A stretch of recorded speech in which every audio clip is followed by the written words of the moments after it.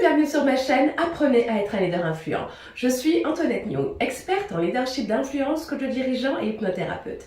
Ici, je partage avec vous des stratégies éprouvées, des techniques d'influence et d'hypnose pour vous aider à révéler votre potentiel et à transformer votre impact sur les autres. Que vous soyez dirigeant, manager en entreprise, entrepreneur, politicien ou simplement désireux de vous améliorer, cette chaîne est pour vous. Le succès est un sommet que tout leader aspire à atteindre, mais il cache un paradoxe. Plus vous montez haut, plus vous devez rester vigilant. Nicolas Sarkozy a occupé la plus haute fonction de l'État français. Sa parole, son expérience étaient respectées, son parcours admiré. Et pourtant, aujourd'hui, son image est ternie par cette condamnation à 3 ans de prison. Cela nous pousse à poser une question essentielle. Faut-il vraiment être prêt à tout pour le pouvoir? Dans cette vidéo, nous allons analyser 4 enseignements de l'histoire récente de Nicolas Sarkozy. Alors, quels sont les pièges du leadership à éviter pour protéger votre succès et votre héritage? C'est ce que nous allons découvrir ensemble. Restez avec moi.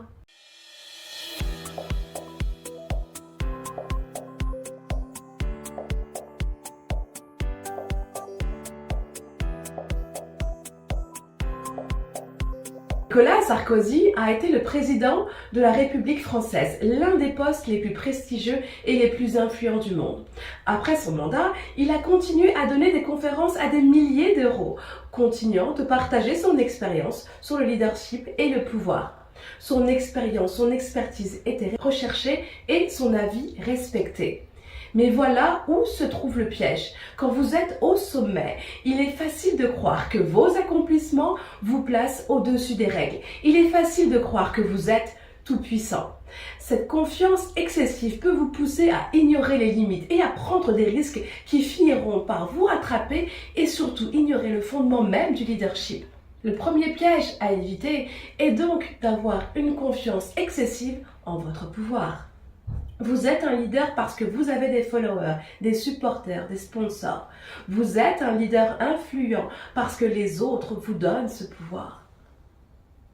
En tant que leader, n'oubliez jamais, l'humilité est votre meilleur garde-fou. Restez conscient que chaque décision, chaque action que vous allez prendre, que vous prenez, a et aura des conséquences. Le deuxième piège est d'oublier l'éthique et l'intégrité. Le pouvoir est une arme à double tranchant. Bien utilisé, il transforme des vies et bâtit des nations, bâtit des projets ambitieux. Mais mal utilisé, il devient une tentation dangereuse de s'en servir pour son propre compte, pour nourrir son ego, son portefeuille. Bien heureusement, tout le monde n'est pas malhonnête, corruptible. Et surtout, même vos alliés dans le banditisme d'hier peuvent se retourner contre vous.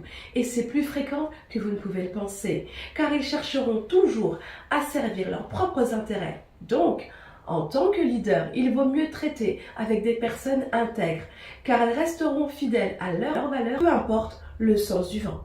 Une carrière, aussi brillante soit-elle, peut s'effondrer à cause d'un seul manquement éthique. 3 ans de prison, dont 1 an ferme, sous bracelet électronique, du jamais vu sous la 5e République. Qui donc a lâché Nicolas Sarkozy? Quoi qu'il en soit, c'est une condamnation qui aura des conséquences lourdes sur sa vie personnelle et professionnelle. L'intégrité doit toujours être votre boussole. Posez-vous cette question avant toute décision. Cette action me rendra-t-elle fier dans 10 ans? Si la réponse est non, abstenez-vous. Ensuite, le troisième piège à éviter est de s'endormir sur ses lauriers, de refuser de changer ou d'apprendre. Nicolas Sarkozy savait très bien ce qu'il avait fait. Peut-être a-t-il pensé que son statut le protégerait, ou ses alliés. Être un leader, ce n'est pas seulement se reposer sur ses succès passés, c'est aussi rester en mouvement, apprendre, coopérer, changer. Nicolas Sarkozy a sous-estimé l'importance de faire face à ses erreurs. Il a maintenu sa position jusqu'au bout, sans jamais reconnaître de faute, même lorsque les preuves s'accumulaient. Cela me rappelle un peu l'affaire Cahuzac. Et cette voie-là, je vous le dis, mes leaders influents, ce n'est pas une fatalité, ce n'est pas la voie à suivre. En leadership, la transparence et la capacité à se remettre en question sont des qualités essentielles. Imaginez l'impact qu'un acte de repentance de Nicolas Sarkozy aurait pu avoir. Reconnaître ses erreurs, montrer qu'il porte des valeurs d'humanité et d'honnêteté. Un aveu sincère de Nicolas Sarkozy, bien avant l'issue du procès, aurait atténué les conséquences sur son image publique. Une faute avouée est à moitié pardonnée. Mais en refusant d'évoluer, il a renforcé l'impact négatif de sa condamnation. Ce principe de vérité s'applique à tous les leaders et pas seulement aux politiques. Et à vous-même en tant que leader de votre propre vie. Maintenir un mensonge ou ignorer les signes d'alerte ne fait qu'aggraver la situation. Pour éviter de tomber dans ce piège, adoptez un état d'esprit d'apprentissage continu. Questionnez-vous régulièrement. Qu'ai-je appris de mes succès et de mes erreurs? Comment puis-je évoluer? Est-ce que je suis dans le mensonge ou la vérité? Le mensonge est un acte de manipulation négative qui ne sert que les intérêts du menteur. Ne sous-estimez jamais la force d'un acte de repentance. Il démontre votre humanité. Enfin, le quatrième et dernier piège est l'appropriation des ressources. Et c'est un travers qui touche tous les types de leaders, chefs d'entreprise, dirigeants, politiques. Trop souvent, certains confondent les biens publics ou les ressources de leur organisation avec leur intérêt personnel, pensant que leur position leur donne tous les droits. Prenons l'exemple de Carlos Ghosn, ancien PDG de Renault et Nissan. Accusé d'abus de biens sociaux et d'avoir utilisé des fonds de l'entreprise à des fins personnelles, il a fui le Japon de manière spectaculaire, caché dans une malle lors d'un transfert de matériel musical. Si cette évasion a fait sensation, elle reflète les conséquences d'un manque d'intégrité à haut niveau. Dans un autre registre, de nombreux dirigeants africains ont été accusés de détourner des sommes colossales, privant leur pays de ressources essentielles pour le développement.